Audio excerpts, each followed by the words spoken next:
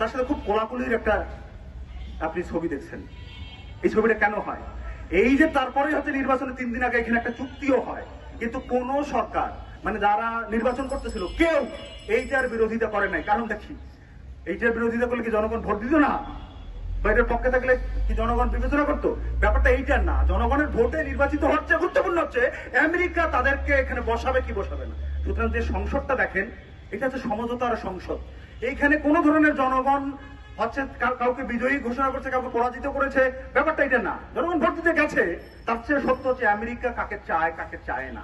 ফলত এইখানে যেসব বাজেট থেকে শুরু করে সমস্ত কিছুর আলাপ আলোচনা হয়, সমস্ত আলোচনায় হচ্ছে জনগণকে ব্যতি রেখেই হয়। এখানে বসার লাগে তারা বসেন এবং কথা বলেন, জনগণের অনেকগুলো টাকা ব্যয় করে বলেন।